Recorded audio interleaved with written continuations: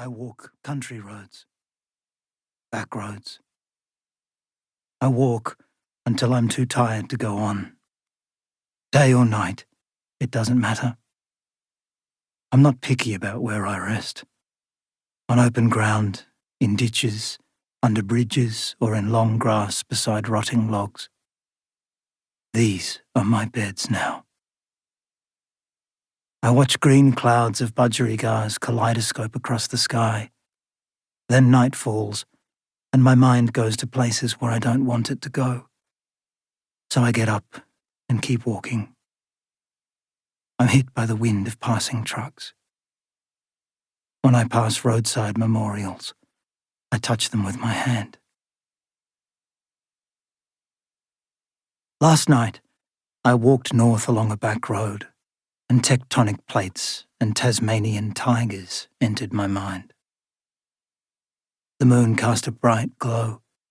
The air was cool, and I must have covered 30 kilometres before dawn. I can walk for hours without thinking of much. Some days are completely blank. But last night, I thought about how I was walking north over a land that was itself moving north. When Gondwana broke up, the Australian continental plate drifted north at a rate of around 6 centimetres a year for 50 million years. After covering roughly 3,000 kilometres, it finally collided with the Pacific Ocean plate and forced it into the hot mantle of the Earth. Rocks were folded and melted, the Earth buckled, and mountains were formed. This collision shaped the high mountain ranges of Papua New Guinea, as well as the waters of the Torres Strait that now separate it from Australia. Then, around 30,000 years ago, when the Ice Age began and sea levels dropped by more than 100 metres, a landmass emerged that stretched all the way from Tasmania to Papua New Guinea. And Tasmanian tigers, or thylacines, roamed the entire region. Fossilised remains have been found in New Guinea, in mainland Australia and Tasmania. There are even rock paintings of them way up in the Kimberley region of Western Australia.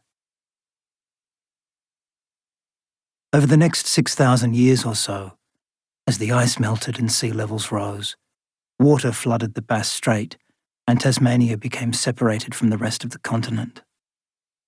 It was during this period it's thought that Asian seafarers brought the dingo to Australia, and its introduction coincided with the dying out of the thylacine on the mainland. But in Tasmania, because of the impassable Bass Strait, thylacines survived at the top of the food chain. By the time of European settlement in the early 1800s, it's estimated around 5,000 thylacines inhabited the thickly forested island. Distinctive dark stripes led to their common name, but despite the fearsome title, they were timid creatures and avoided contact with humans. Most captured thylacines gave up without a struggle. Some died of shock. Not much is known about their behaviour, but it's thought they were a social species that hunted in pairs. Blamed for killing sheep, the Tasmanian government placed a bounty on their heads, and over 2,000 thylacines were hunted down and shot. Later studies showed they probably lacked the jaw strength to take down large animals. Another 750 specimens were shipped off to overseas museums, and a further 200 live animals were transported to zoos. Many perished in transit. In Tasmania, the remaining thylacines fell to habitat destruction, competition from introduced dogs, and disease. Until there was one. In 1933, the last known Tasmanian tiger was trapped in the Florentine Valley and sent to the Hobart Zoo. It's not known if the animal had been separated from its family or was living alone when it was captured. 43 seconds of film still exist of Benjamin pacing up and down his small enclosure. Benjamin paced his cage for 3 years.